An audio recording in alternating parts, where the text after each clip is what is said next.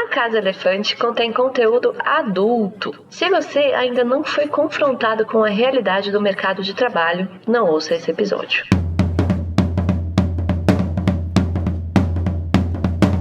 Olá, sejam bem-vindos à Casa Elefante. Puxe uma cadeira, pede um café e vem discutir a obra de J.K. Rowling capítulo a capítulo com a gente. Hoje, o 29º capítulo de Harry Potter e a Ordem da Fênix, Orientação Vocacional.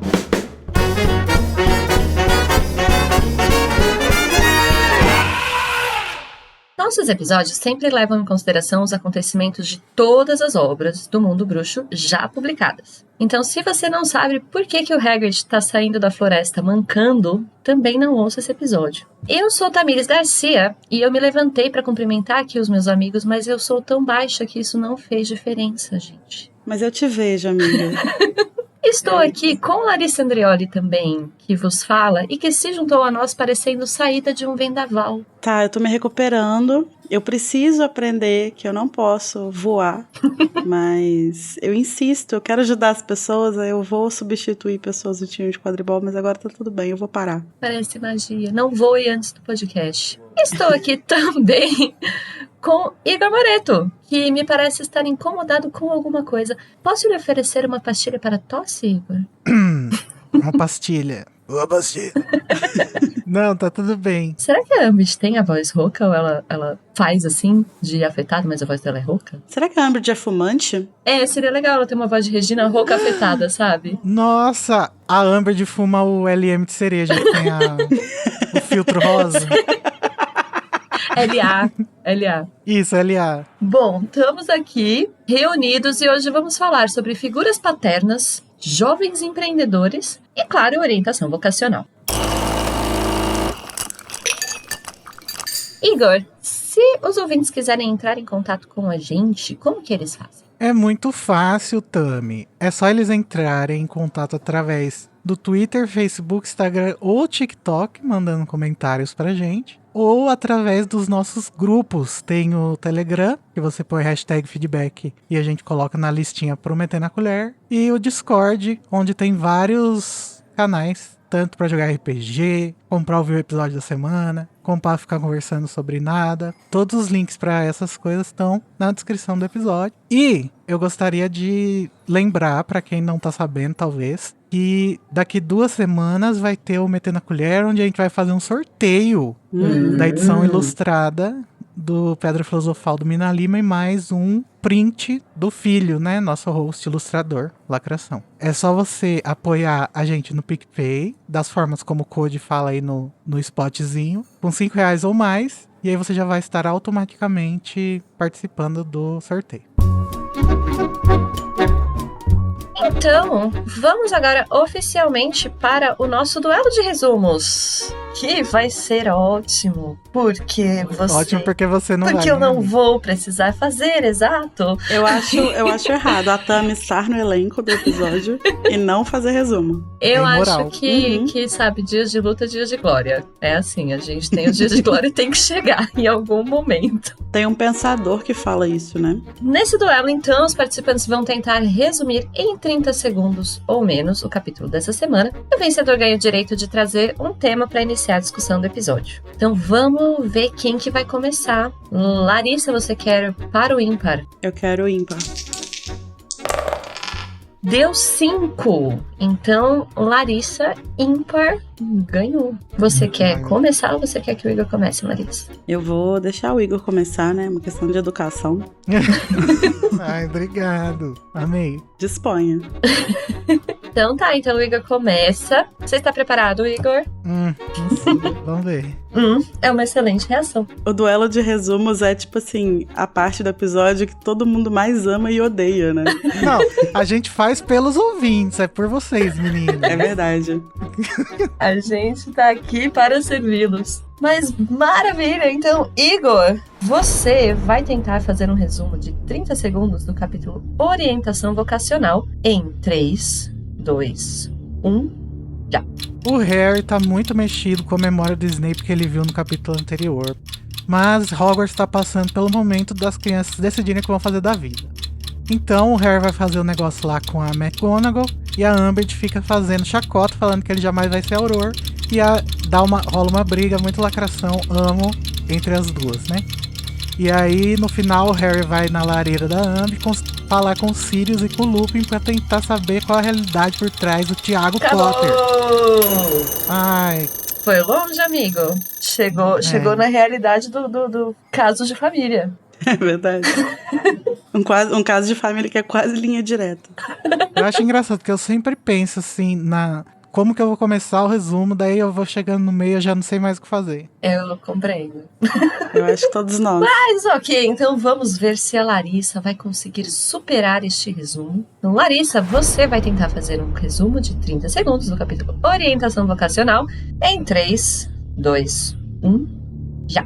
O Harry tá muito chateado com o que ele viu na memória do Snape, e aí ele desabafa um pouco com a Gina, fala que queria conversar com o Sirius, e aí ela fala, bom, acho que dá pra gente dar um jeito, mas aí nesse meio tempo ele vai pra orientação vocacional, ele fala que ele quer ser Auror, a McGonagall fala que vai fazer de tudo pra ele ser Auror, a Umbridge fala que não vai, aí depois os gêmeos vêm e falam que eles ouviram dizer que ele precisa de ajuda, que eles vão ajudar, e aí eles fazem uma distração pra ele conseguir ir na lareira da Umbridge, ele vai, conversa com o Sirius e com o Lupin, fala, desabafa. Nossa, tô humilhado aqui. A gente ficou no mesmo lugar. Exatamente no mesmo ponto. Como fazer sociedade? Mas a Lari conseguiu dar muitas informações extras. eu cedo minha vitória, Tamires, não precisa julgar. Eu acho que a Larissa deu mais detalhes mesmo. E eu tava esperando aí um embananamento, então não aconteceu. Então, meus parabéns, amiga. Essa vitória é sua. Obrigada. Eu tava torcendo pra você. Obrigada. Eu tava torcendo pra dar errado e não deu. Então, parabéns. Você ganhou. Muito obrigada. É sempre bom levar a glória pra minha casa. Ai, tristeza. Tá bom, né? Mas eu sou da Sonserina também, então tá tudo certo. É verdade. Mas então a gente é competitivo mesmo entre a gente. Eu sou de todas as casas, então sempre tô ganhando. Eu acho que é isso, neutralidade de casas. Ateu de casas. Você gosta do conteúdo do Animagos e do Casa Elefante e quer garantir que a gente não desapareça? Você pode se tornar um apoiador e financiar o nosso projeto pelo PicPay. Você acessa picpay.me/animagos. Mas você não mora no Brasil? No problem. Agora nós temos também uma opção internacional no Patreon. Agora, para enviar aquela contribuiçãozinha única, sem compromisso, segue o Pix, pix@animagos.com.br. Com todas essas opções ficou ainda mais fácil, hein? Colabora um pouquinho com a gente. Harry ainda está abalado pela cena que assistiu na penseira e sente vontade de conversar com Sirius. Quando conta a Gina sobre esse desejo, ela leva isso aos irmãos gêmeos, que bolam a possibilidade de criar uma distração na escola para que Harry possa invadir a sala da Umbridge e usar sua lareira. Nesse meio tempo, ele recebe conselhos sobre qual carreira seguir com a McGonagall e Umbridge, que divergem muito sobre o tema. Depois dessa reunião, Harry arromba o escritório de Umbridge para conversar com Sirius sobre seu pai. A distração criada por Fred e George era, na verdade, um espetáculo em que eles, ao final, deixam sua educação em Hogwarts. Evasão escolar. Evasão escolar, repassem. E como Larissa vitoriosa vai decidir o que faremos com essas informações, o que você quer discutir primeiro, Larissa? Eu acho que a gente pode começar falando sobre começar do início do capítulo mesmo, né? Essa questão que o Harry tá com o pai dele, que eu acho muito interessante a forma como a Rowling explora isso, porque o Harry vai em vários momentos falando pensando, né? Sobre como o Tiago sempre foi pra ele, tipo, uma fonte de uma energia boa, de uma coisa positiva, de inspiração e tal. E aí tem até uma hora que ele fala assim, agora quando ele pensava nele, ele só sentia infelicidade, uma coisa assim. Eu até pensei em colocar isso como conteúdo adulto, depois eu achei muito pesado. Mas algo do tipo, se você ainda não olha pros seus pais com tristeza e rancor. Nossa!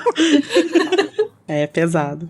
Mas eu acho que o caminho que o Harry fez é meio que o caminho que não sei, né? Nunca vi uma pesquisa pra dizer, mas eu acho que a maioria das pessoas passa por isso, né? Decepciona na adolescência, assim, quando tá virando adultinho, e depois tem uma relação mais, tipo, reconhecendo os problemas, mas tá tudo certo. Sim, eu acho que a especificidade do caso do Harry, assim, é que o Harry não tem o pai, né? Ele não tem o pai ao lado ali pra amadurecer essa relação numa relação de verdade, né? Então a imagem do Thiago para ele é sempre uma coisa criada na cabeça dele, né? Com base no que as pessoas falam e tal, e no que ele também espera que seja. E no que, enfim, no que ele constrói ali para lidar com a orfandade dele. E eu acho muito humana a forma como toda essa questão é abordada, assim, como que a gente assiste, né, ele construir essa imagem do pai dele, porque, tipo, ele não tinha nada, né? E a gente constrói junto, né, enquanto leitor, assim. Sim,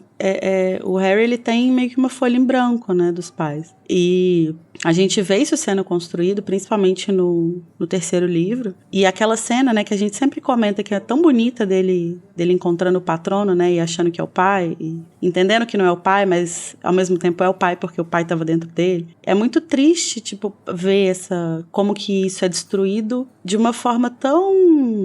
Ai, não sei explicar, mas é porque, tipo assim, o que destrói a imagem que ele tem do pai dele é justamente enxergar o quão diferente ele é do pai dele, né? E ele sempre construiu a imagem deles na semelhança. Então, ele vê, tipo, que as coisas que o pai dele fez naquela memória são coisas que ele não faria, e se reconhecer justamente na vítima do pai, né? Eu acho que isso é uma quebra muito forte, assim. Enfim, esse livro, a gente falou bastante disso, inclusive, no último episódio, né? No último capítulo, mas esse livro, ele dá muita complexidade, assim, pro Harry, dele ser um personagem realmente muito... tridimensional. Sim, assim, tipo, no fundo a gente sabe que ele é uma boa pessoa, mas ele não é raso, né? Longe disso, inclusive. O Harry, ele construiu a imagem idealizada do pai dele por causa de muitas informações recortadas, né? Tanto do Sim. Lupin quanto do Dumbledore. O Dumbledore até foi mais neutro, assim, né? Ele falou, seu pai tinha problemas com o Snape, não sei o que, lá no primeiro já livro, né? Mas aí, depois do primeiro livro, ele só recebe informação positiva do pai. Uhum. E eu acho que tem muita relação também com o fato dele ser menino, né? Tem uma coisa de gênero aí também. Sim. E tem a semelhança física, né? Também que ninguém nunca deixa de pontuar. Então ele tá sempre se colocando como essa imagem do pai, assim. Mas o negócio do gênero que é interessante é porque ele nunca procura essas coisas na Lilian, né? Eu ia comentar isso é engraçado, porque ele recebe tanta informação sobre o Thiago, e assim, ele até recebe informação negativa, né, mas de uma fonte não confiável, assim, então, tipo, ele simplesmente ignora. Mas é engraçado que ele não se incomoda com a ausência de informação sobre a mãe. Tipo, ele nunca vira pro Sirius ou pro Lupin e fala, tá, beleza, já falou pra caralho do meu pai, mas e minha mãe? Ele nunca faz isso, né? Então, acho que essa coisa do gênero que você apontou é bem interessante também. Sim, não sei o que fazer com essa constatação, mas eu acho que isso permeia muito a obra inteira, né? O fato dele ficar se espelhando ou tentando espelhar o pai dele nele mesmo, né? Até esse momento aqui, no caso, né? Sim. Porque depois que ele já reconhece toda a nuance por trás da imagem do pai dele.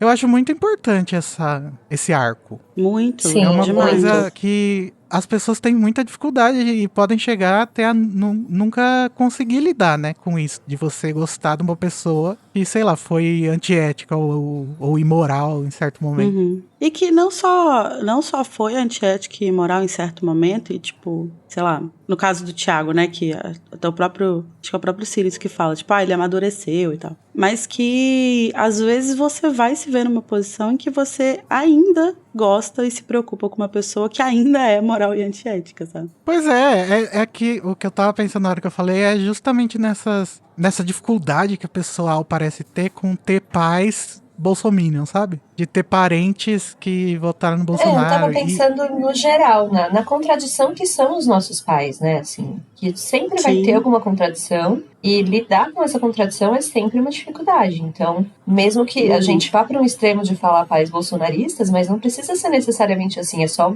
o que o Harry fez mesmo, confrontar uma personalidade completamente diferente da que ele tem, né? Da que ele é. Não só a que ele imaginava, mas a que ele é. E esse confronto, essa contradição, ela é muito complexa. E é muito, muito importante mesmo, como o Igor falou. E é um processo bastante doloroso, né? Eu acho que, pra quem faz psicanálise, principalmente, é sempre um processo muito complexo e difícil de você enxergar, você desconstruir essa imagem que você tem dos seus pais, mas ao mesmo tempo que você precisa desconstruir, tipo assim, não basta você destruir, sabe? Você precisa, porque essas pessoas fazem parte da sua vida, elas fazem parte de quem você é. Exatamente. Então você precisa reconstruir, mesmo que com as imperfeições, mesmo com os problemas e tal, e você reorganizar na sua cabeça quem são essas pessoas e o que elas te oferecem, como que elas fazem parte de quem você é, né? Isso é um processo muito difícil, muito doloroso, assim. E eu acho que o fato de ser o pai dele, que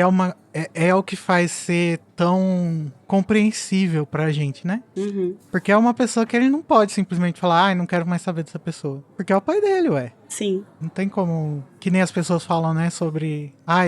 eu deletei todo mundo que curtiu o Bolsonaro no Facebook. Tá, mas e aí? Quando é seu pai, quando é uma pessoa muito importante pra você faz o quê? E eu acho que esse é um processo também de amadurecimento, de entender que você pode ter discordâncias fundamentais, né? Tipo, em questões fundamentais com pessoas, e isso não faz necessariamente com que elas morram pra você. E lidar com essa contradição é muito complicado, tanto que o Harry fica uma semana, né?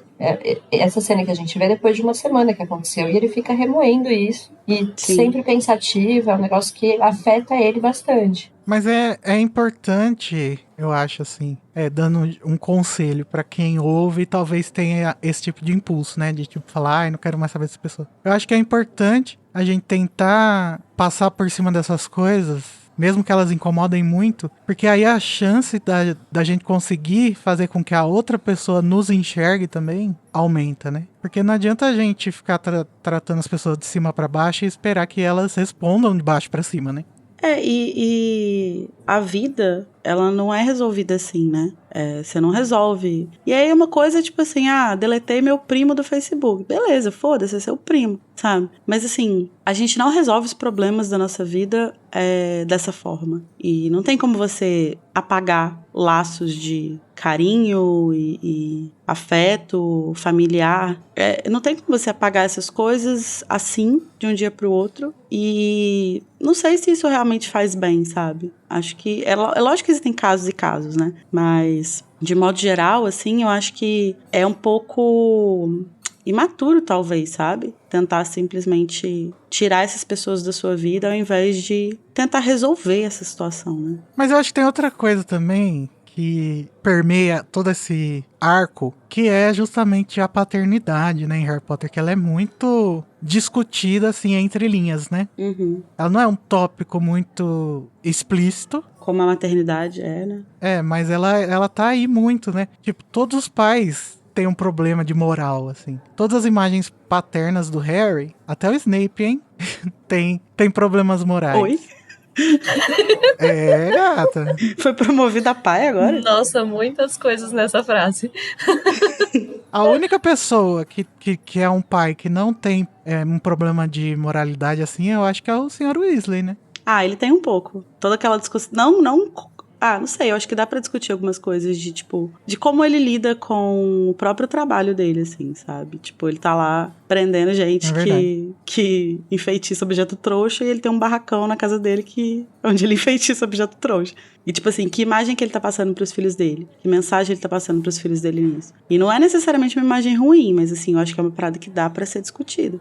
E eu acho que isso volta no que a gente falou muito no quarto livro, né? Que o quarto livro é um livro que fala muito sobre paternidade. Tem muitas figuras paternas ali que são o centro do plot, né? Então eu acho que essa é mais... A questão do Tiago em si é uma parada que vai permear mais livros, né? Vai se arrastar por mais livros. Mas que é mais um casinho ali que a gente coloca, né? Nessa pilha de outros pais. Enfim, que é uma coisa que a gente falou no quarto livro, né? Que a Rowling, ela tem uma questão com o pai dela. Então, é muito natural que isso apareça dessa forma no livro, né? Que ela coloque as mães nessa posição, nesse pedestal, e a Lily seja essa pessoa que a gente vê que ela é, e o Tiago seja a figura problemática, né? E não a Lily. O pedestal do Tiago, ele foi construído para ser derrubado, né? Exatamente. O da Lilian, não. Ele foi construído para pra ser mantido mesmo, Sim. né? Até o final. E eu acho que mesmo que se coloque alguma tridimensionalidade nas figuras maternas, ainda assim não são falhas, vamos dizer, de caráter, né? Que se coloca nas figuras paternas mesmo. Não, tanto que nesse capítulo mesmo, né? Quando o Harry tá pensando sobre o que ele viu na penseira, ele tá tipo assim, porque meu pai fez isso, não. Porque o Sirius não sei o quê. Porque até o Lupin não sei o quê. Aí ele fala assim, não, mas a minha mãe era uma pessoa decente, porque ela foi lá, ela tentou intervir, não sei o quê. E aí a gente já, no último episódio, a gente discutiu bastante sobre os próprios limites dessa intervenção da Lily, né? O quanto existe de realmente honrável no que ela fez, em como ela agiu ali, mas a visão do Harry é essa. A visão do Harry minha mãe era uma pessoa decente porque ela fez alguma coisa, ela tomou uma atitude. Enquanto todas as outras pessoas que estão ali, que são pessoas que eu admiro, que tenho como figuras paternas, eles ou não fizeram nada, ou foram as pessoas que provocaram a situação. Eu acho que ele consegue se colocar menos na Lilian, né? No lugar da Lilian. Talvez por causa dessa coisa do gênero. E também porque tem a função narrativa, né? Que é a Lilian ser essa perfeita deusa. Mas ele nem rumina sobre o sorrisinho, né? Que ela dá. Sim. E a gente lê hoje e percebe, né? Mas ele aparentemente não percebeu. Então tem toda essa problemática que o Harry tá lá e eles estão falando sobre um monte de coisa e o Harry tá, falem aí, porque ele tá querendo, ele não tá conseguindo focar em muita coisa, né? Ele precisa falar com o Sirius, ele precisa resolver isso na cabeça dele. Mas enquanto isso, a Hermione tá insistindo pro Harry para que ele retome as aulas de oclumência. Chata. E o Lupin e o Sirius também dão esse reforço quando ele consegue finalmente falar com o Sirius. E é importante o Harry, né, reconhecer que a chatice da Hermione às vezes tem função, né? Mas eu tem acho razão que de ser. ele reconhece que a chatice dela tem razão de ser, e é isso que torna mais chato ainda, porque ele já sabe as coisas que ela tá falando. Sim. E ela fica insistindo. E agora ele tá numa situação que é complicada, né? Tipo assim, é fácil você falar, vai lá e fala com o Snape que você tem que voltar até a aula. Agora vai lá e fala com o Snape. Sabe? Então, tipo assim, ele não quer voltar, ele não quer olhar, ele não quer encarar o Snape, ele não quer. Não só se colocar nessa situação de, tipo, depois da forma como ele reagiu, estar numa sala sozinho com ele, mas ele também não quer. Eu acho que ele tem vergonha, sabe? Também, tipo, de olhar pra ele, porque aí o que eu acho mais foda de tudo isso, assim, é que isso também complexifica a própria relação do Harry com o Snape, né? Então, tipo assim, eu acho que nesse momento o Harry entende um pouco melhor por que é tão ruim pro Snape enxergar o Tiago nele. Por que ele tem tanta aversão a olhar pro Harry e ver o Tiago, né? Não é só uma bobeira. Não é tipo, é um cara da escola que eu não gostava. Ele entende que é uma coisa muito mais complexa, e eu acho que nesse momento ele tem vergonha mesmo, sabe? Tipo assim, como que eu vou encarar o cara que eu acabei de ver passar por isso na mão do meu pai? Não, ele tá muito recalculando a rota aí, né, o Harry? Porque ele foi obrigado a sentir empatia. Era uma coisa que ele jamais imaginou que aconteceria. Sim. Pelo Snape. E antipatia pelo pai. Né? Ele tá muito... É um plot twist muito grande, né? Ele tá repensando a vida toda dele. A vida toda dele é uma mentira. É meio esse momento que ele tá, assim. Exatamente. E voltando na Hermione, né? O que me incomoda nela é que ela parece não ter muita noção de como que soa essas contestações que ela faz. Porque tudo que o Harry fala pra ela, ela sempre responde com... não, Harry, mas veja bem. Nananana. E isso é muito chato entre amigos, sabe? Às vezes a gente quer só escutar realmente, ao invés de você poderia fazer isso ou você deveria ter feito isso. E a Hermione não tem esse eu acho que senso, parece. A gente não tem muita informação sobre a vida da Hermione pré-Hogwarts, né? Mas se a gente partir do pressuposto de que ela não se tornou a nerd que ela é no momento que ela descobriu que é bruxa, é muito provável que ela não tenha desenvolvido, tipo, grandes amizades na infância, assim, né? Então, eu acho que talvez falte pra ela essa habilidade social, sabe? De entender que os amigos existem pra, tipo, puxar sua orelha, sim, e, tipo, te colocar na parede e te fazer encarar certas coisas, mas às vezes eles existem pra, tipo, mesmo discordando de você, te acalmar, te apoiar. Mesmo que eles façam isso por um tempo e depois tomem a atitude certa ali, né? E lidem com você de outra forma. Mas eu acho que talvez falte nela essa habilidade, sabe? De sacar quando que é o momento de back off, assim, sabe? Qual é o momento de parar? Qual é o limite? Qual é o limite de Hermione? Qual o limite do humor? Qual o limite do humor? Eu pensei agora, enquanto tava escutando a Lari falar, que talvez a voz da Emma Watson me faça ler as coisas que a Hermione fala de uma forma pior do que realmente possa ter sido escrito, sabe? Porque a Emma Watson, ela tem aquele sotaquezinho de classe média alta, londrina. A Hermione Dá um burguesa. ranço, né? Gata. Então talvez eu esteja sendo injusto com a Hermione do livro, pensando na não atuação. sei, amigo, porque eu não sei se vem necessariamente a voz da Emma Watson na minha cabeça, mas eu acho que a maneira como ela é muito insistente nos livros. E justamente se você pensar até na Emma Watson nos filmes, eles não têm tanto espaço para colocar nos filmes a insistência dela, mas ela é muito... nesse capítulo ela está especificamente muito chata. Ela fica... A todo momento todas as falas dela são ela implicando com alguma coisa. Parece que ela acordou com vontade de encher o saco, né? E aí tudo é um motivo pra ela encher o saco dele. A gente precisa do livro no ponto de vista da Hermione, pra saber o que aconteceu. Será que o Victor Krum mandou um nude que ela não pediu? Será que ela tá mal-humorada? Não sei, então, mas ela tá bem chata nesse capítulo. Mas ela fala sobre a importância de retomar as aulas de oclumência, que é importante, sim, que o Harry sorrateiramente finge que não vai acontecer. Ele fala, não preciso disso, meu marido tem 2 empregos. E ele realmente resolve que ele vai abandonar a oclumência, né? Tem um outro ponto no capítulo também, que ele, justamente pra dar uma distraída ali no povo, fala do fim do seu relacionamento com a Cho, que durou muito pouco, e ele não parece lamentar muito. Achei o Harry muito pouco romântico nesse ponto. Meio que usou, inclusive, o assunto pra distrair eles, mas ele tá meio nem aí pra Cho mais já. O único relacionamento que ele teve, ele nem sentiu. Pois é, eu acho que esse rolê do Harry com a Cho é meio que a questão do timing, assim, né? Tipo, ele tava sentindo, mas aí rola o negócio da Marieta, e aí ele fica muito puto. Aí ele discute com a Cho sobre a Marieta logo antes de entrar na aula de oclumência. Aí ele entra na aula de oclumência, aí ele vê o rolê do pai dele. Então, tipo assim, realmente varre aquilo da cabeça dele, sabe? Tipo, ele não tem. Ele tá muito ocupado lidando com o término do relacionamento paterno dele pra pensar no término do relacionamento romântico. A gente já falou bastante sobre a Cho, né? No capítulo que eles vão lá no Dia dos Namorados. Eu acho que nada é muito culpa dela, assim. Eu acho que, sabe como quando a gente tem um crushzinho, só que daí de repente você para de sentir, sabe? Vontade. Eu acho que é isso que o Harry passou, assim. Ele deu uma decepcionada. Eu toda semana. Será que o Harry tem Vênus em Aquário? Eu acho que a questão aqui deles é outra, né? Sabe quando você tem um crushzinho e de repente o namorado desse crush morre? Tipo, muito complexa a relação deles pra, sabe, pra esse momento da vida do Harry. Mas eu acho que ele tava com crushzinho ainda no começo desse livro. Eu acho que ele se decepcionou muito com a percepção que ele teve dela tá ficando com ele só por causa do que aconteceu com o Cedrico, assim. E aí isso tomou conta de tudo que relacionava ela na cabeça dele. Pois é, mas eu acho que é um fator relevante, né, assim. Não sei se ele só me odiou porque, não senti. Mas eu fico com a pulga atrás do orelha.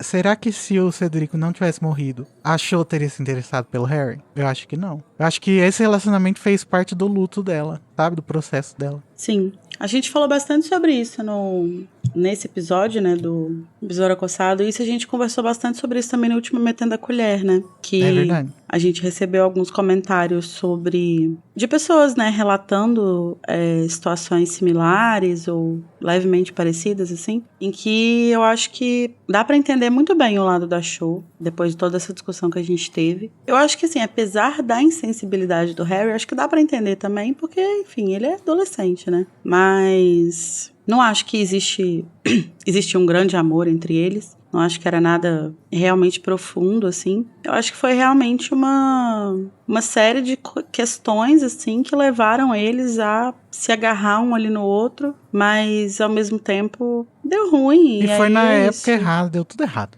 Um timing péssimo também. E a Gina tava ali, né, de uniforme, de futebol. Já de olho, entregando ovinho de chocolate pra ele. É isso. E é legal você falar da Gina, né? Porque a Gina, ela é uma personagem muito interessante, porque ela vai crescendo como boa mineira.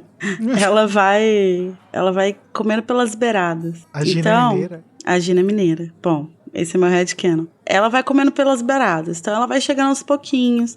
E eu acho que é um pouco assim que ela conquista os leitores, porque ela vai crescendo, não como uma personagem associada ao Harry, mas como uma personagem que tá acontecendo ali perto dele. Então, a gente, nesse próprio capítulo, né, a gente vê algumas questões dela, assim, que vão aparecendo, que a gente não pensava antes, assim, né? Mas, tipo, quando o próprio Harry tá conversando com ela e fala que ele queria conversar com Sirius, mas aí não tem jeito, não sei o quê. E aí ela vira pra ele e fala... Tudo é possível se você tiver força de vontade.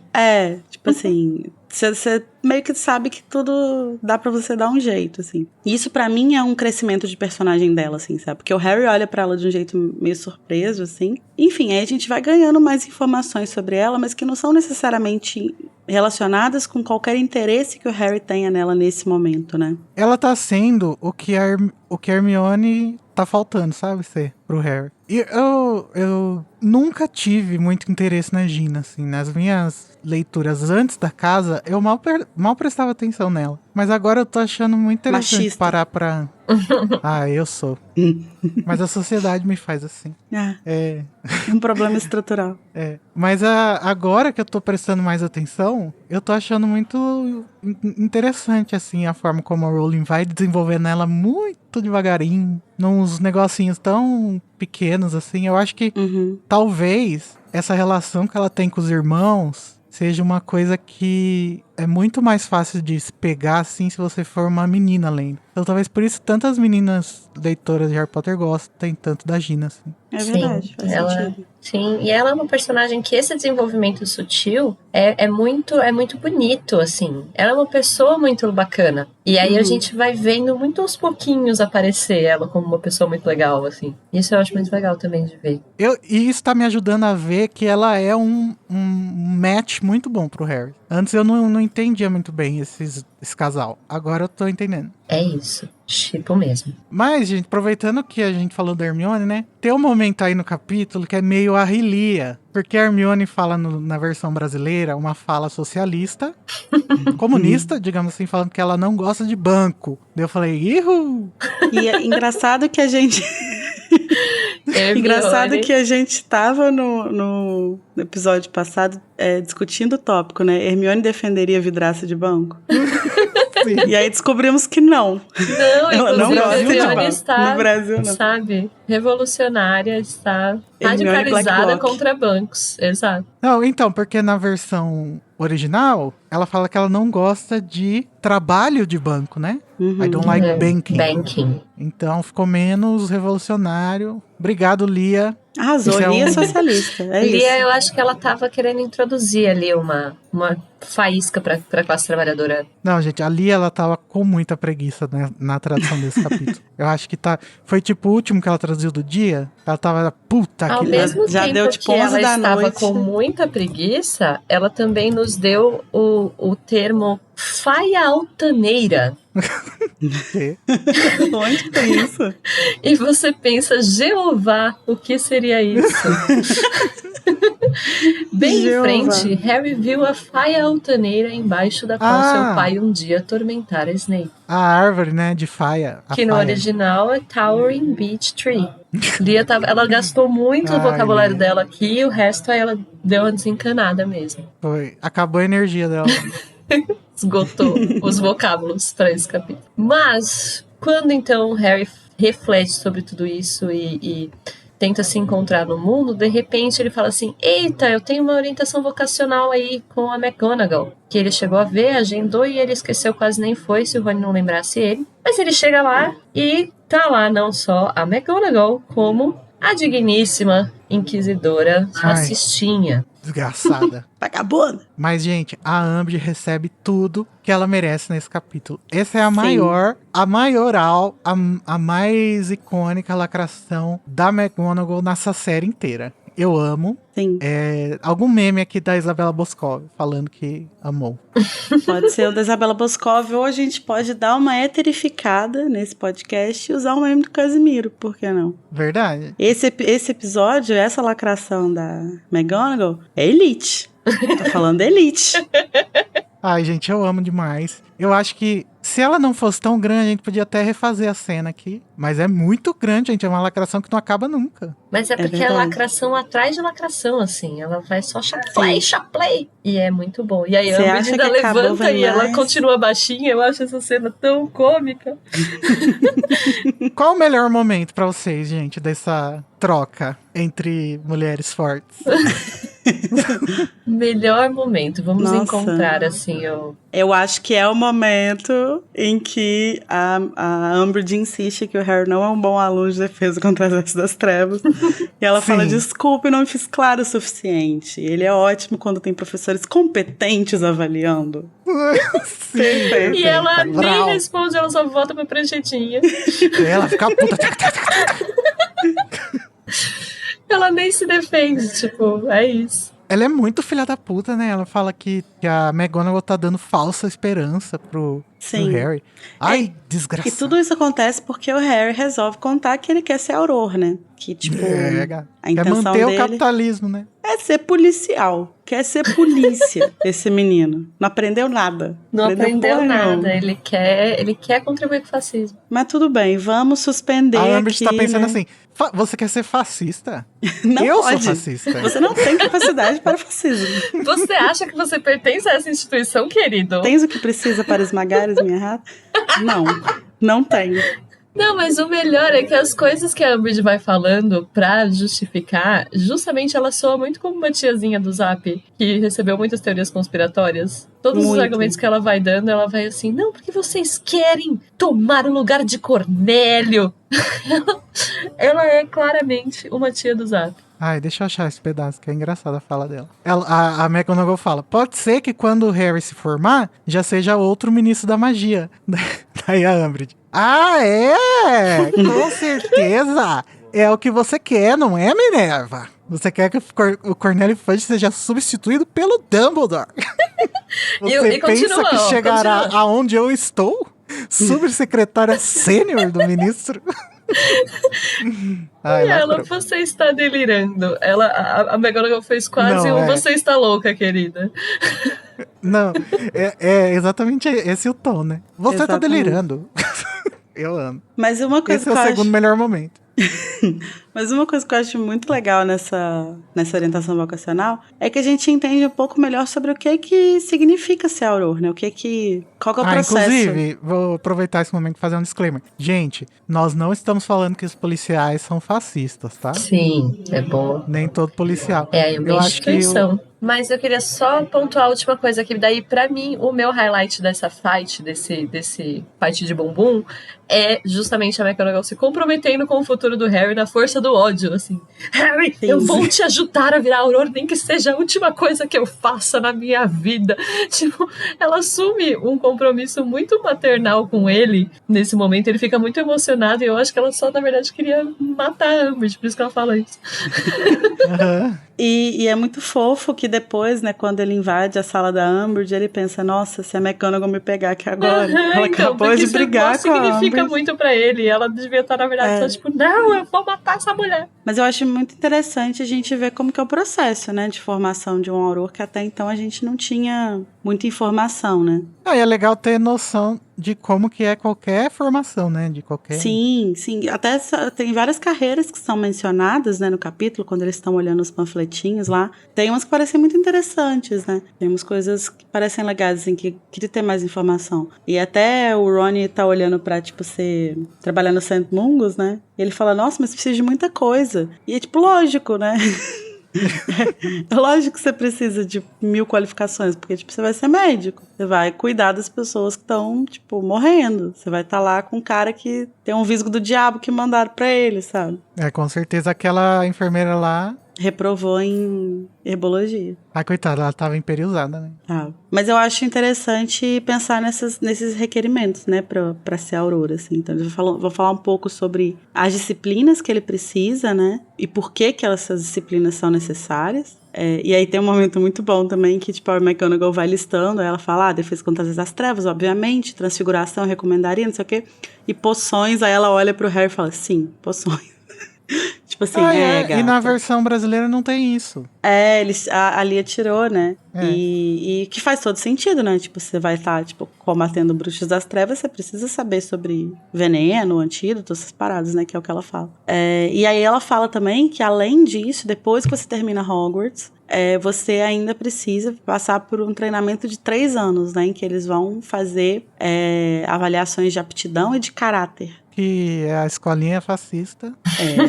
Para tirar toda a sua humanidade. Mas é interessante, e aí acaba sendo mesmo depois a carreira que o Harry vai querer seguir, né? Ele vira Auror mesmo. Sim. Então é bom a gente ter essa introdução agora de como que funciona. E, enfim, talvez nem seja tão criterioso assim, porque a Tonks, ela conseguiu, né? Então... Oxi! Coitada! Parafraseando a Lorena, que disse isso no capítulo 1. Não, mas eu acho interessante nessa conversa aí que eles estão fazendo enquanto eles veem os cartãozinhos, né, de cada profissão, que o Rony, ele tá, tipo, qualquer adolescente, né, no 3º ano, que não tem uma coisa muito fixada desde cedo, né, então tá assim, o que eu posso ser? Vamos ver aqui a lista de curso de graduação da Unesp. O que eu posso ser? E aí, em Criança Amaldiçoada, a gente vê que ele abandonou a carreira de Auror, né, porque ele tinha provavelmente ido pra ela só pra acompanhar o Harry, né? Eu acho que não só pra acompanhar o Harry, mas eu acho que o processo que eles passam, né, de lutar uma guerra, acaba empurrando muitos da geração deles, assim, pra essas coisas, assim. Então eu acho que faz sentido o Rony, depois de ter passado por tudo que passou, ele pensar que, bom, o caminho mais lógico é eu ser Aurora e continuar o que eu tava fazendo aqui. Até que ele se dá conta de que não é muito bem isso, assim. Ou às vezes, sei lá, fez por um tempo e depois falou, não quero mais. E vai fazer outras coisas, tudo bem, né? Por mudar de carreira. Mas uma coisa que eu acho interessante também é que quando eles estão falando sobre eu gosto muito de ficar pegando esses detalhezinhos, né, que a Rowling vai colocando para preparar o terreno para os próximos livros, assim. Então, aqui é muito importante essa mini informação que ela vai dar de que o Snape só aceita nas aulas dele de NIEMS, né, os alunos que tiraram excelente? Não, isso é excepcional. Ele só aceita alunos com excepcional, né? E isso é importante, por quê? Porque o Harry não vai conseguir excepcional, e aí ele não vai comprar livro de poção pro 6º ano, e aí ele vai chegar no 6º ano, vai descobrir que o Slughorn aceita outras notas, e aí ele vai precisar de um livro. E aí ele vai achar o livro do príncipe. Então, são pequenos detalhezinhos, assim, que vão construindo o plot do próximo livro, né? E é bem amarrada essa parte. Eu não tinha lembrado dela, não. Eu lembrava que tinha esse plot no 6º livro, mas eu não lembrava de amarrar aqui. Pois é, por isso que o Harry não compra o livro, né? Porque quando ele recebe as notas dele, ele fala, é isso, beijos. Mas enfim, então aqui ele recebe essas informações todas, está muito confiante sobre o seu futuro, mas não está nem aí para isso, porque ele já vai focar em conversar com os Sirius, que era o que ele queria mesmo na vida. Aí, o que acontece? O resto do tempo todo, até chegar o momento em que o Fred e o George deram pro Harry, deram tempo para ele poder invadir a sala da Umbridge. Distração. Hermione fica na cabeça do Harry e enchendo a cabeça dele.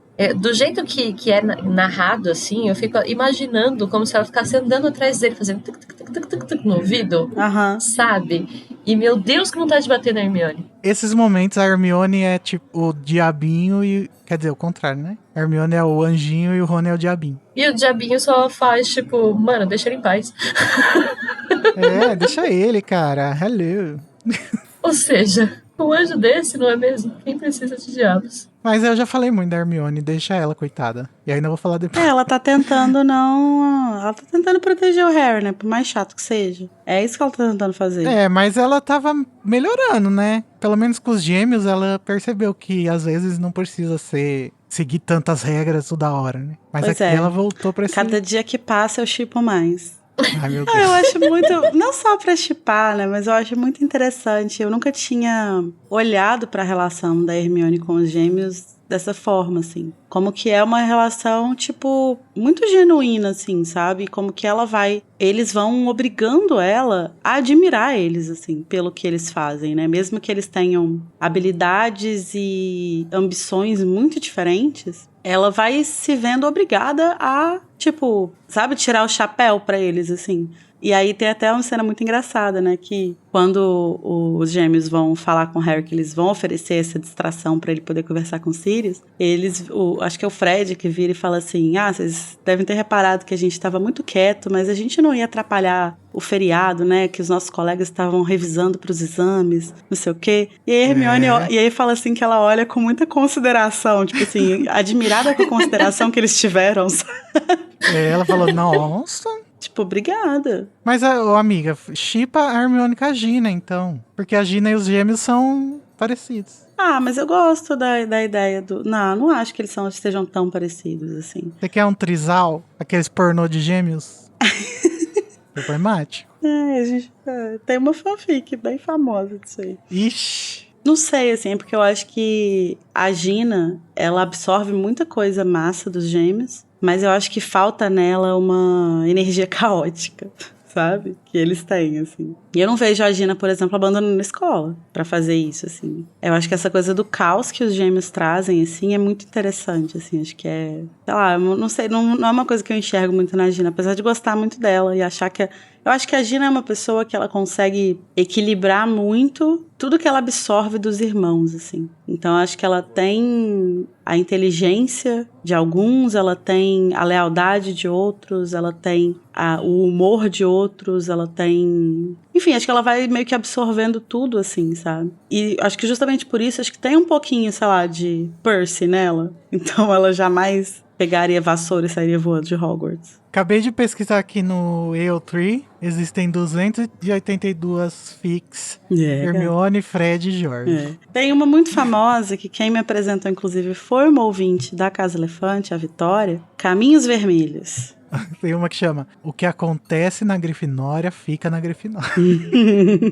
Mas assim, então eu acho muito massa essa coisa de como que a relação deles vai sendo construída, assim, né? E que vai atingir um ponto aqui agora, né? Quando os gêmeos vão abandonar a escola, que é uma coisa que eles já tinham dado uma pista que eles iriam... Que eles não ligavam mais pra escola e que, enfim, eles tinham outras prioridades e tal. E que era uma coisa que a Hermione ficou muito assustada, assim, quando ela viu, né? Quando eles mencionaram e tal. Mas que, enfim, ela vai, inclusive, aprender a respeitar, né? A institucionalidade não é para nós, anarcocapitalistas, né? Os gêmeos, eles... É isso. Assim, se a gente lê com malícia, dá pra ler eles como uns ancapzinhos, né?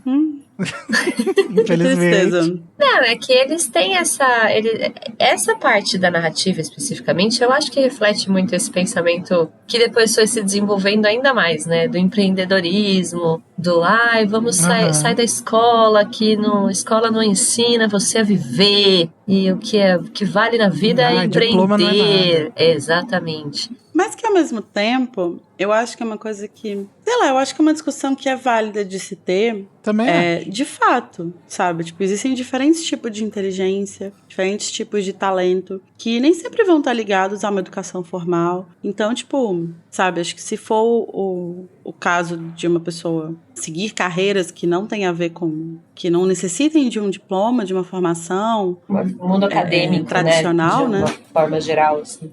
Eu acho que é interessante ler os gêmeos, e é essa a leitura que eu faço, né?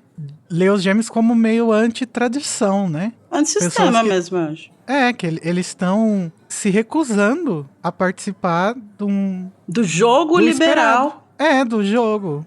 Mas justamente e eles estão embarcando nele. Por isso que são anarcocapitalistas e não anarquistas, né? Porque esse é o ponto. O que eu acho problemático desse discurso específico, da forma como foi feito com os gêmeos, né? Por mais que eu entenda esse lado de eles serem, então, antissistema. Mas o que eu acho problemático é que normalmente é voltado para mercado, esse pensamento. Então, olha essa pessoa que não se formou e se deu bem na vida, porque ficou rica como startup, sabe? E esse conceito de se dar bem na vida, esse conceito de não preciso da escola para ter o meu negócio. Essa coisa, eu acho que é muito voltada para o mercado, para essa lógica de mercado liberal, que é onde eu acho que está o problema disso. Não que necessariamente, como a Lari falou, não tenham inteligências diferentes, não tenham coisas que você pode fazer com a sua vida fora da academia. Sim. O que eu acho ruim aqui é especificamente o foco no eles deram certo, mesmo sem terminar a escola, porque eles estão ganhando dinheiro. Mas eu acho que a gente tá indo pra um extremo. Eu acho que a intenção da narrativa deles talvez não tenha sido essa. Conciliador de classe. Não, gente, mas eu não acho que seja um ode ao capitalismo a história dos gêmeos. Eu acho que é... Não é um ode, mas eu acho que é o princípio desse discurso que era muito inicial, né? Nessa época que o livro saiu, e que ele cresceu muito. Por isso que eu acho importante a gente falar dele. Não acho que era a intenção nessa época, necessariamente, mas era uma visão liberal que permeava, uma ideologia que permeava a gente, e que eu acho importante a gente olhar para ela. Sim, e que vai aparecer no início do próximo livro, né, quando a gente vai conhecer a loja dos gêmeos, que acho que é o próprio Ron que fala, tipo, ele vira e fala, mas eles se deram muito bem, eles estão, tipo, ganhando não sei quanto e tal. Então é uma lógica que realmente ela vai fazer parte da narrativa, do arco dos gêmeos, né? Os gêmeos têm funcionários, mas eles trabalham, eles são pequenos burgueses, gente. Nem isso, né? Burgueses. Eles são trabalhadores, por enquanto. São trabalhadores autônomos, pejotizados. Não, eles são pequenos empreendedores. Eles fizeram uma startup de logros e brincadeiras. Eles têm uma MEI.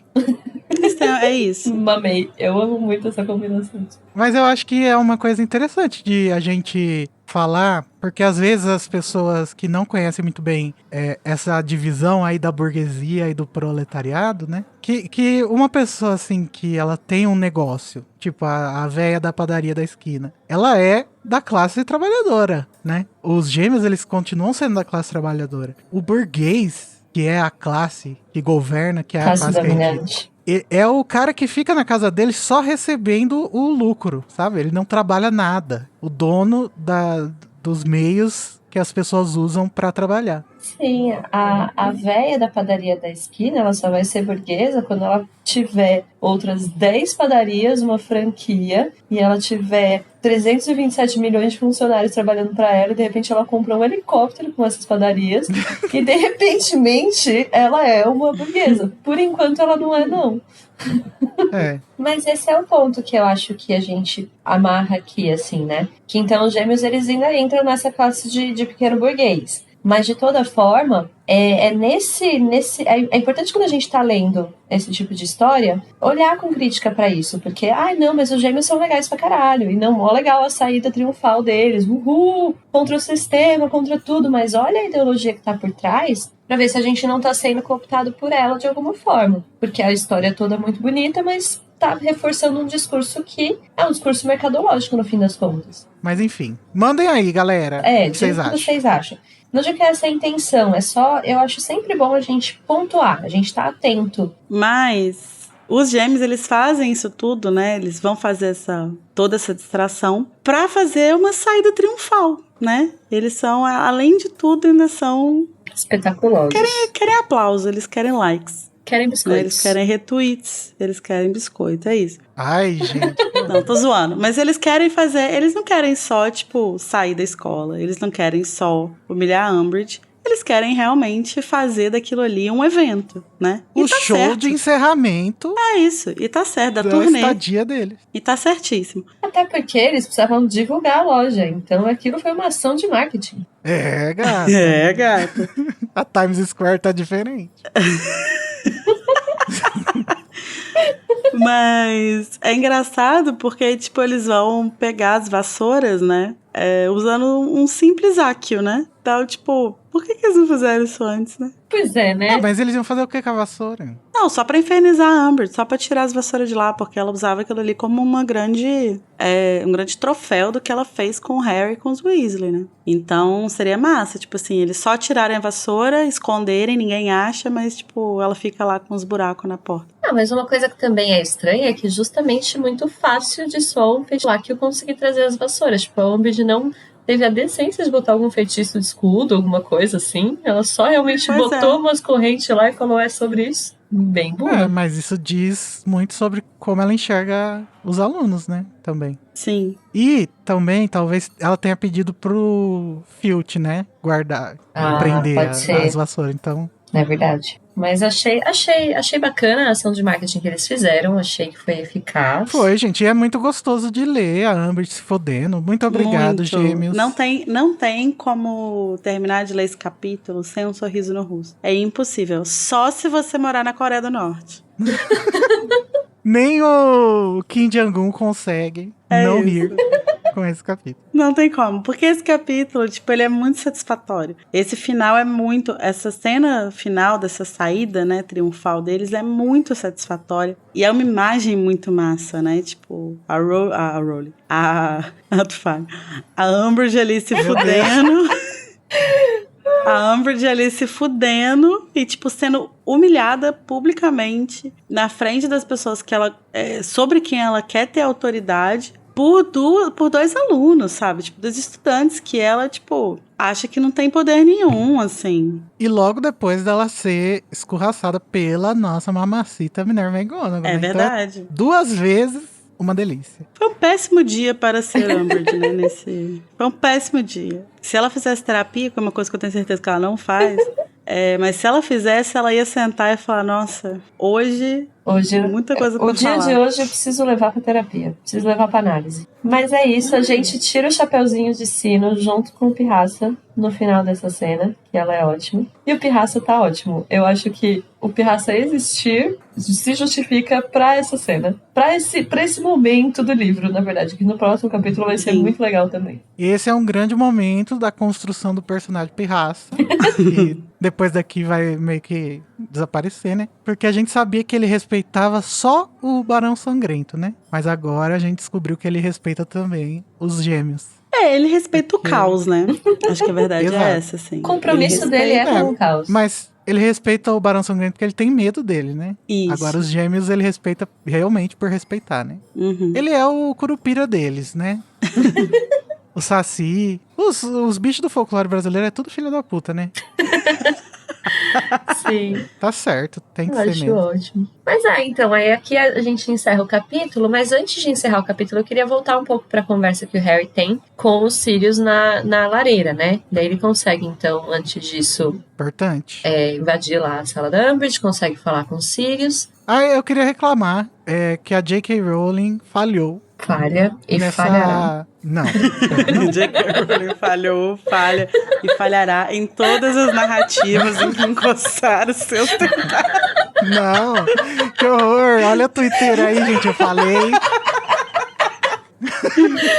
Eu apenas entrei na brincadeira, Ai, meu Deus. Não, então, ela falhou. Porque esse canivete dos Sirius aí não tinha sido mencionado nesse livro. E de repente ela aparece pra resolver um problema no próprio capítulo do problema. Achei que ela geralmente ela resolve dá uma pistazinha ali, né? Não, mas ele fez não... Pô, eu não acho que o canivete entrou pra resolver um problema. Ele só usou como conveniência. Ai, assim. eu me incomodei um pouco. É porque é um problema muito difícil de se resolver. Como que eu vou entrar numa sala que tá enfeitiçada pra não funcionar com a Loromora? Aí, de repente, aqui, meu Deus Ex Machina. Não sei. Não, gente, é lógico que não vamos acabar a Casa Elefante por causa disso. Não?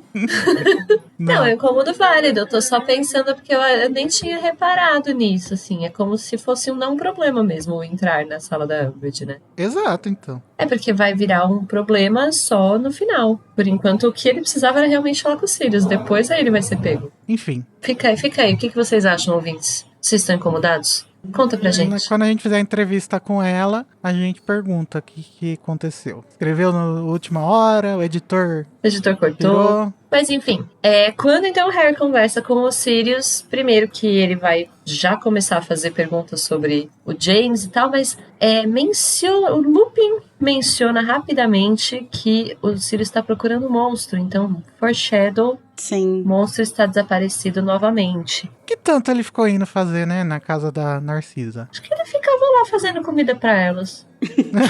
Ele deve, tipo, reportar, né? Se reportar de quando em quando, assim, tipo, pra, sei lá, se tiver alguma novidade que ele possa falar.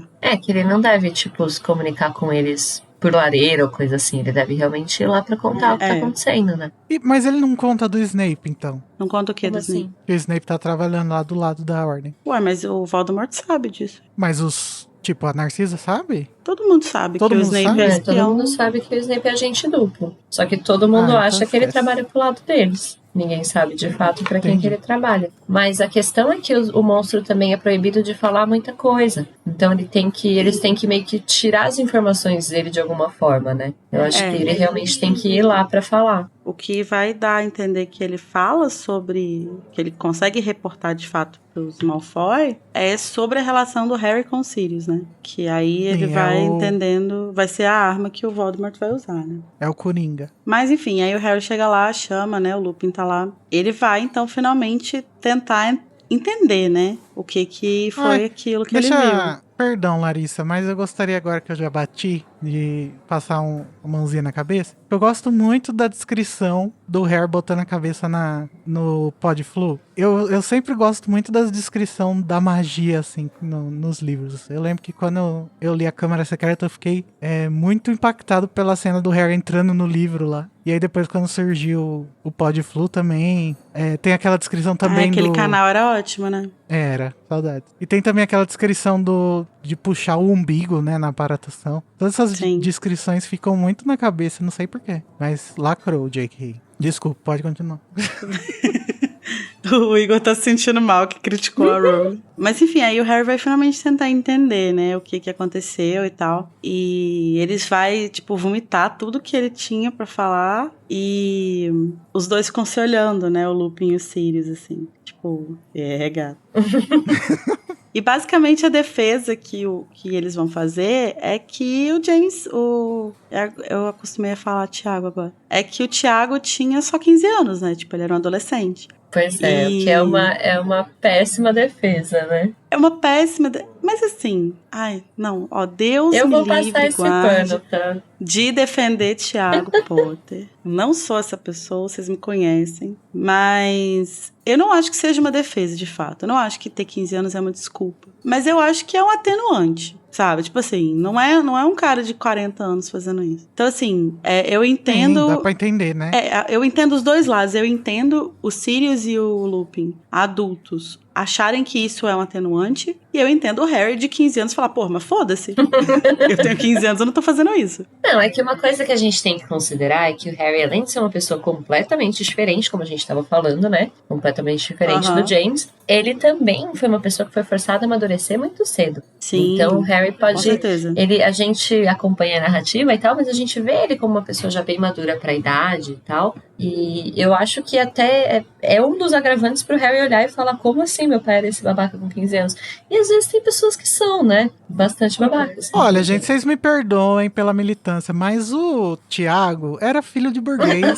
Ah, mas não, sim, com certeza. Também é um atenuante. E o Snape era classe trabalhadora, pobre. Gata. Então, eu acho que todos esses fatores, assim, tem que ser levados em consideração, como eu disse, longe de mim defender Tiago Potter nessa situação. Mas eu acho que, enfim, o que ele faz nessa cena, por pior que seja, não transforma ele em uma pessoa, tipo, em um monstro. Ele cometeu erros quando ele era adolescente. Erros que deixaram cicatrizes permanentes? Sim. Erros que precisam ser apagados, que devem ser ignorados? Não. Mas são erros que ele cometeu quando ele tinha 15 anos, né? Então eu acho que, principalmente para pessoas como o Lupin e o Sirius, que além do fator de terem sido amigos dele, são pessoas que estão ali vivendo uma guerra de forma muito intensa e tal, isso parece ser uma coisa muito pequena, assim, sabe? Eu acho que o que rolava entre eles e o Snape se torna um detalhe, assim, sabe? Tipo, acho que eles têm um pouco de dificuldade de entender por que o Harry tá tão abalado com isso. Mas é justamente porque eles não têm muita dimensão, por mais que eles amem o Harry, por mais que eles sejam figuras paternas pra ele e tal, eles não têm muita dimensão do que o Harry passou, né? E por que o Harry se identifica tanto com o Snape quando ele vê aquilo acontecer. Então, é difícil pra eles também, outra, né? Eles não devem nem lembrar direito como que foi isso. A gente tem a idade deles aí, né, nessa cena. Ai, Então, que dor no vocês meu lembram do que coração. aconteceu com 15 anos? Não. Mas não, e é exatamente uma coisa que a gente falou na gravação do episódio da Penseira, talvez tenha sido. Mas que é aquela coisa, quem bate, esquece, quem apanha, lembra. Então, assim, faz muito sentido que o Snape ainda tenha tanto rancor com relação ao que aconteceu. E faz muito sentido também, pensando que quem batia era eles, que eles estão cagando, sabe? Eles... passou ali. No máximo sente uma pontadinha de, tipo, vergonha quando alguém menciona, não é nada demais também. Parece que o Lupin é o que mais lembra, né, da situação. Sim. O Sirius, ele já tá, tipo, na defensiva, né, falando, a gente era uns filha da puta mesmo. E tem uma cena que eu acho... tem um momento dessa cena que eu acho curiosa. O Harry vai falar assim, porque o Sirius começa a tentar justificar, né? Então ele fala, porque o Tiago era tudo que o Snape queria ser. Vai se fuder. O Snape era apenas uma figurinha difícil, metida até o nariz nas artes das trevas, enquanto que o Tiago, apesar de tudo que você viu, sempre odiou as artes das trevas. Então ele começa a tentar fazer essa... Uma bela bosta. Começa a tentar fazer essa defesa. E aí o Harry, perfeito... Ele era de esquerda. Mas isso faz diferença. E aí o Harry vem, perfeito, e fala...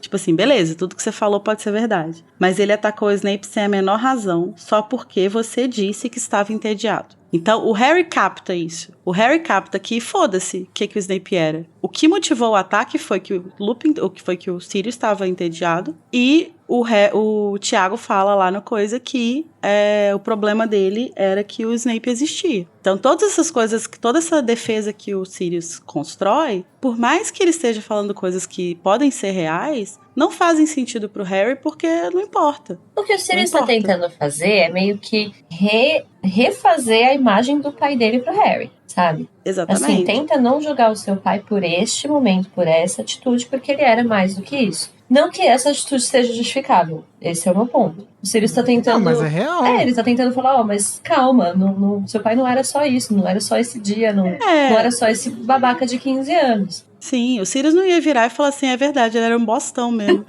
Desculpa não ter falado. Foi mal aí. Agora, não, mas ele sabia? meio que fala, né? Não sabia? Agora você tá sabendo. Não, mas ele meio que fala assim, a gente era uns bosta, né? Não, mas aí ele se inclui. Ele admite essa parte, ele não nega. Porque ele tá tentando, tipo, amenizar a situação. Mas uma coisa que eu acho interessante nesse diálogo é que quando o Harry fala isso, tipo assim, mas ele só atacou porque você tava entediado, o Sirius fala rapidinho assim, eu não me orgulho disso. E aí fala assim, Lupin olhou de lado para Sirius. Então falou, o Lupin tá tipo total, tipo assim, tá bom. Tá bom. Que tava brigando com ele na cozinha semana passada.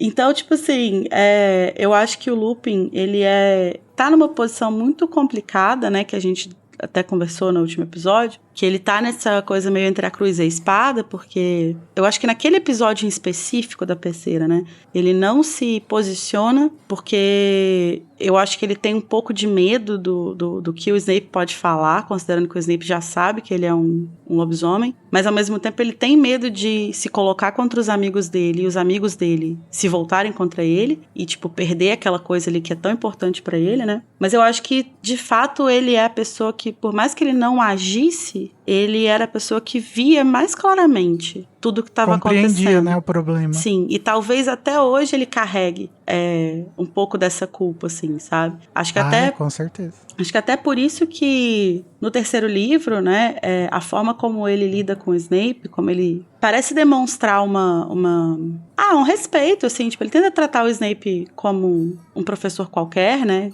com o mesmo respeito que ele trata os outros professores e tal. E eu acho que talvez essa seja a forma dele de tentar compensar o que ele não fez na juventude, sabe? De tipo, eu sei que eu não te defendi, mas agora eu vou te respeitar. Então, tipo, eu vou... óbvio que tem horas que ele dá uma escorregada, né? Não consegue, mas...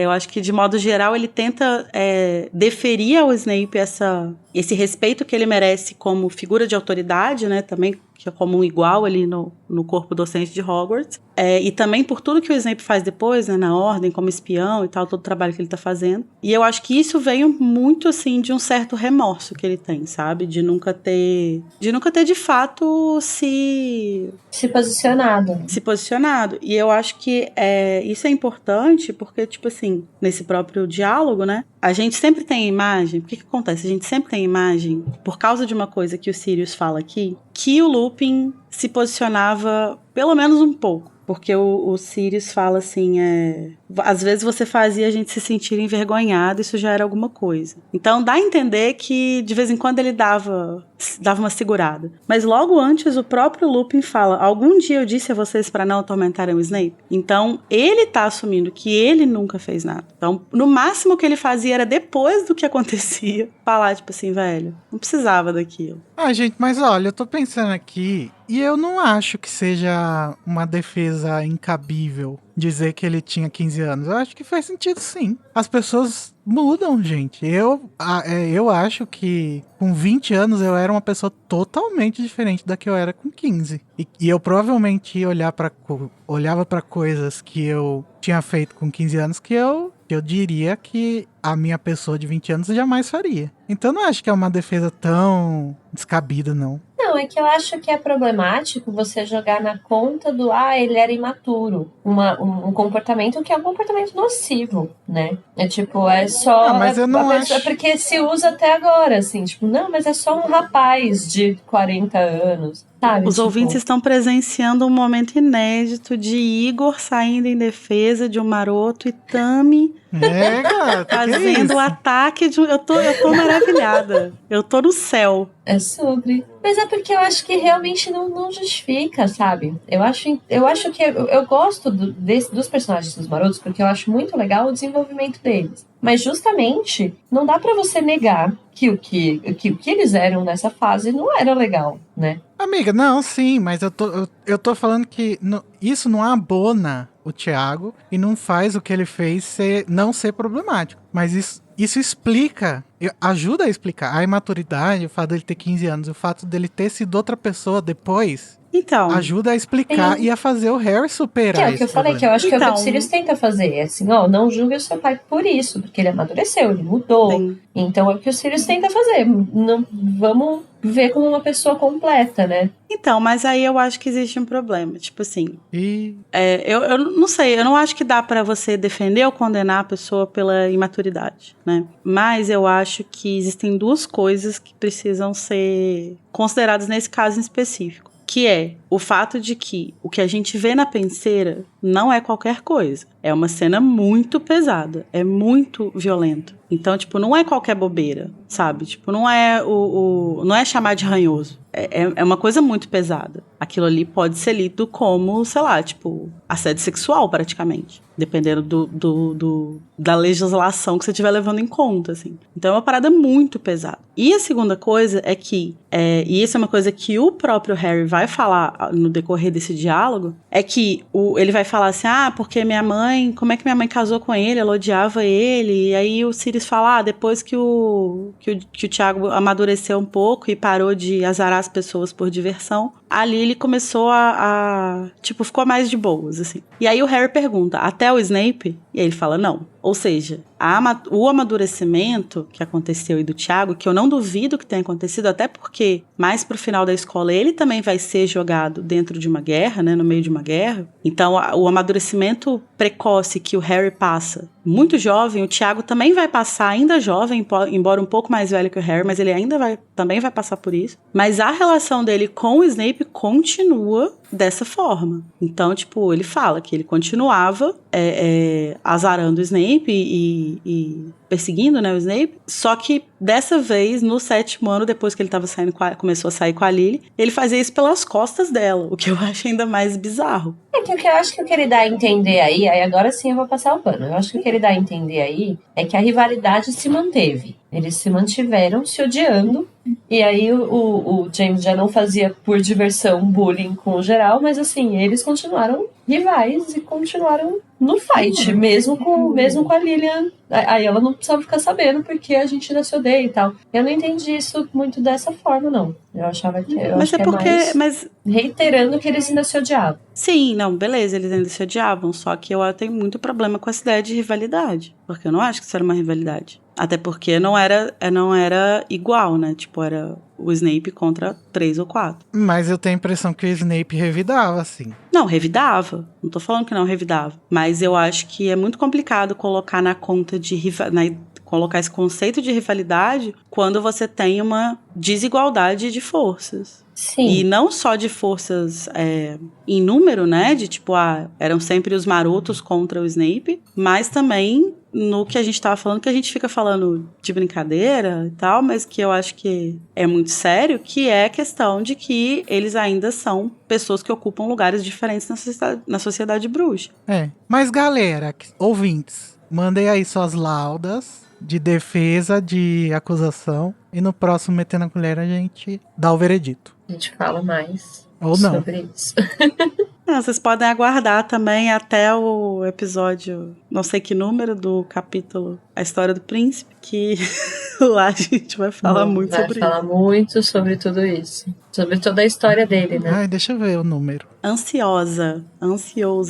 Ao mesmo tempo que eu tô muito ansiosa pra, chegar nesse capítulo, eu não quero que chegue, porque quer dizer que vai estar acabando. O episódio 195. 195? A História do Príncipe. Ai... Tem tempo. Interrompemos nossa programação normal para transmitir o horário eleitoral gratuito obrigatório de propaganda eleitoral sob responsabilidade dos partidos políticos. Eu não queria nem me candidatar, mas do jeito que tá, não dá pra ficar. Eu tenho certeza que você sente saudade de ter esperança e ter educação de qualidade. Nunca na história deste mundo bruxo houve qualidade de educação como enquanto eu era diretor. Experiência internacional. Apenas como um velho conhecido de vários representantes internacionais. Afinal, fui cacique supremo por muitos e muitos anos. E sou o único que pode ajudar neste momento tão difícil na nossa história. Vote Alvo Dumbledore. Vote com segurança. Vote 13.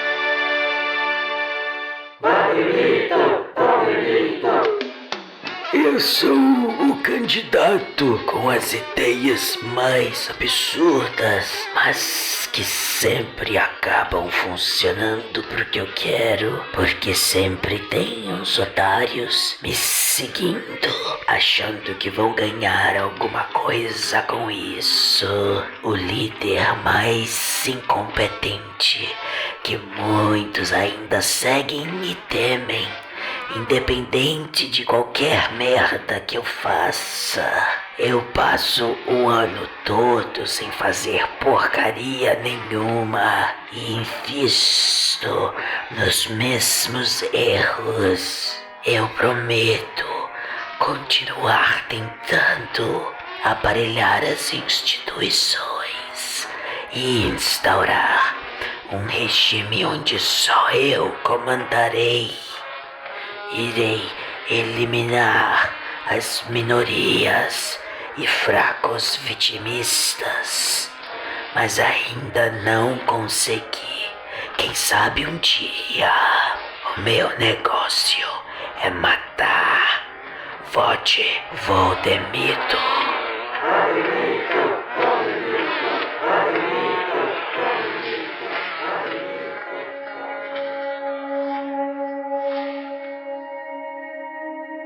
Precisamos impedir as várias potências que estão juntas tentando criar uma nova ordem mundial, a Bruxal.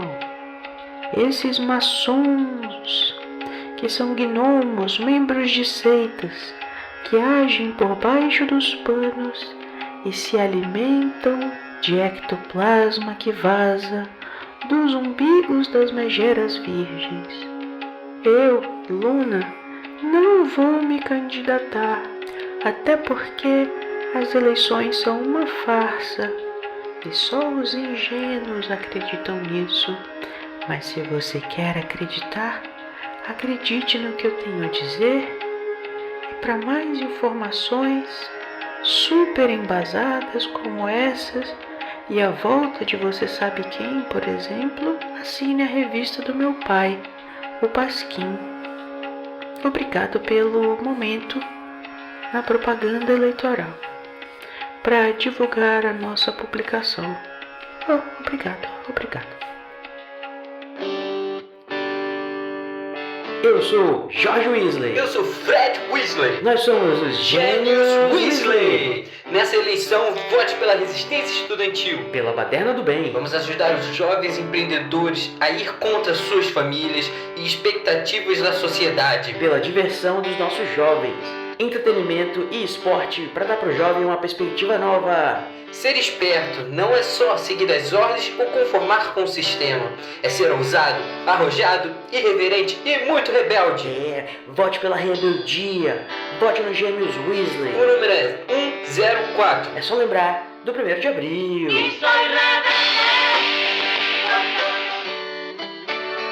Eu sou Rubio Hagrid e eu quero fazer um apelo a você, eleitor que tem pets ou criaturinhas de estimação. Já pensou se te dissessem que o seu sapo ou a sua gata siamesa são perigosos só porque eles têm espinhos ou garras?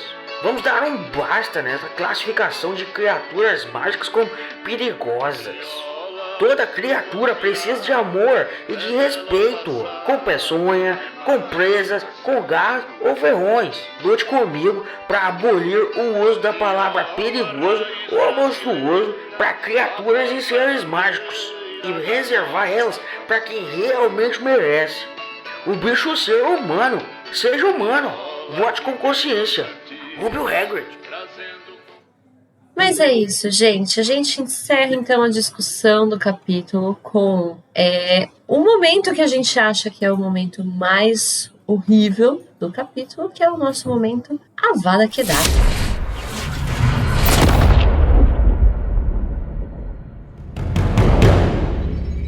E aí eu quero saber do Igor, qual que é o seu Avada Kedavra? Olha, gente, eu vou dar o Avada Kedavra pra Hermione, porque ela tá muito chata e porque eu sei que a Lari vai dar pra Umbridge, porque senão eu ia dar pra Umbridge. Mas eu deixei pra Lari, é isso. Eu tinha dado muitas chances pra ela, eu tava gostando dela, dei um Espectro Patrono pra ela recentemente, mas ela me decepcionou nesse capítulo. Mas Hermione, tamo aí, você melhore, Tamo junto. que eu vou estar aqui. Afinal de contas, ela só tem 15 anos, né?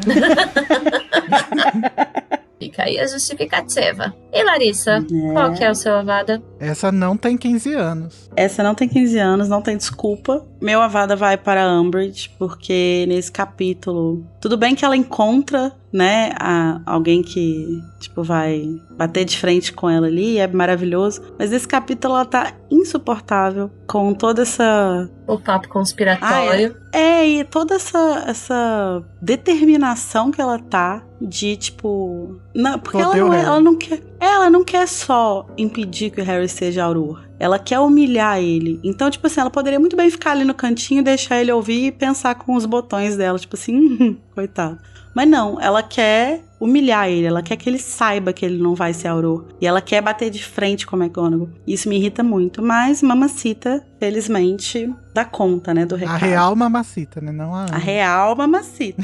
Não, mas olha, o que me incomoda muito nesse capítulo é porque eu já tive professores, não foi comigo, mas foi com amigos meus, que falava tipo, você não vai ser nada na vida, sabe? E eu acho isso uma coisa tão cruel, tão horrível de se fazer com uma criança, que toca muito, assim, no meu coração, essa parte dela tá falando ali na frente dele, sabe? Você jamais vai ser Auror, meu filho, kkk. Ai, que filha da puta. Eu acho que meu Avada vai pra ela também, porque é isso aí.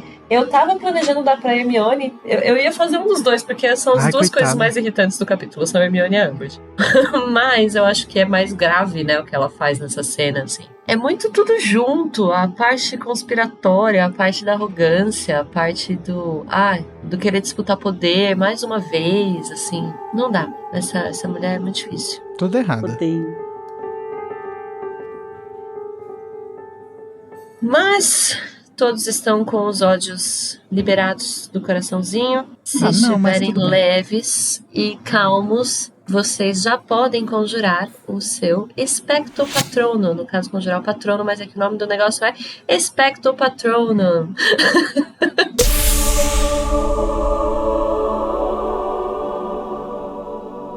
E aí a gente inverte, então. Lari, qual que é o seu patrono? O meu patrono é um patrono inédito e único, ele nunca mais vai acontecer. Eu tenho algumas regras, né, pra dar patrono e avada. Uma delas é que sempre que o Draco estiver no capítulo, ele vai receber o avada, a não ser que ele esteja dividindo o capítulo com o Thiago Potter, que foi o que aconteceu no último. E uma regra pessoal minha é que eu sempre vou odiar o Pirraça, mas nesse capítulo ele merece um patrono. Olha. Inclusive, foi justamente o que a Tami falou. Ela falou que a existência do Pirraça se justifica pra esse momento.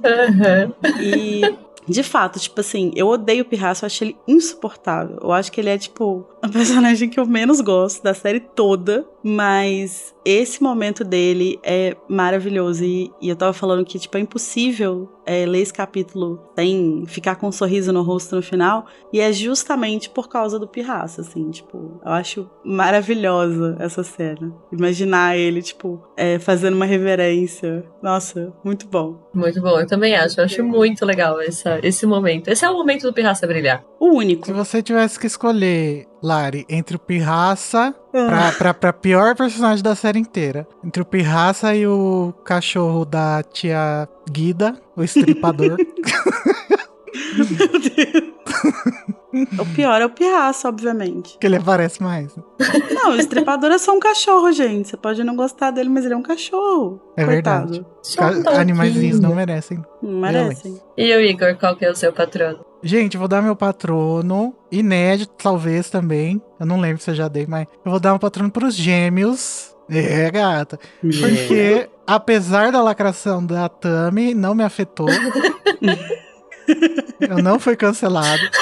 E eu ainda gosto, sim, da história dos gêmeos empreendedores, deixando o tradicionalismo de lado e se colocando contra exatamente a ideia da mãe dele. Eles estão desafiando a Molly. E isso é uma coisa que precisava acontecer, porque a Molly chega a ser meio Hermione, assim, às vezes, né, com eles. Sim. Eu sigo tendo controvérsias. Eles vão poder não cantar a música da Elis Regina, porque eles não foram como os pais dele. É verdade. Eles não foram os mesmos, nem vivemos. Bom, o meu patrono, ele vai pra mamacita maravilhosa, né, gente? McGonagall, que lacrou por uma fight inteira, deu surra de bumbum na Umbridge. Eu amo a McGonagall. Maravilhosa. E quem reclama dela no Animais Fantásticos tem que levar Também não uma vou vara entrar nessa também. controvérsia. Ih! Mas Minerva McGonagall ganhou o meu patrono e ganhou o fight e ganhou o coração. Dona de tudo. Dona da porra toda. E vai ser ajudante do ministro lá e diretora assim. Se ela quiser, ela vai ser. Mas, gente, antes da gente finalizar o capítulo, o episódio, eu queria lembrar vocês que faltam apenas 2 semanas para exercer o nosso direito de voto na democracia liberal burguesa que a gente vive, que é o que tá tendo. É o que a gente queria, não é, mas é o que tá tendo Pra fazer e estamos precisando exercer esse direito com um pouco de urgência. Então, esse podcast é um podcast anti-Bolsonaro, como vocês sabem, e nesse momento, com todas as ressalvas, Lulista. É Conciliadores. isso. Conciliadores de classe. Faz sentido, né? A gente tá defendendo o empreendedor aqui. É verdade. A gente tava defendendo Eu sempre soube. um filhinho de burguês que tava fazendo bullying com a classe trabalhadora. A gente não, vírgula, que eu nunca me prestei a esse papel, graças a Deus. Mas é isso, gente. Dia 2 de outubro é dia de... socar o 13 na urna. Socar o 13 na urna, porque não pode socar outras coisas na cara de certas pessoas. Então é nóis. Ou pode, se você quiser ser preso pela revolução. É só levar um livro na bolsa.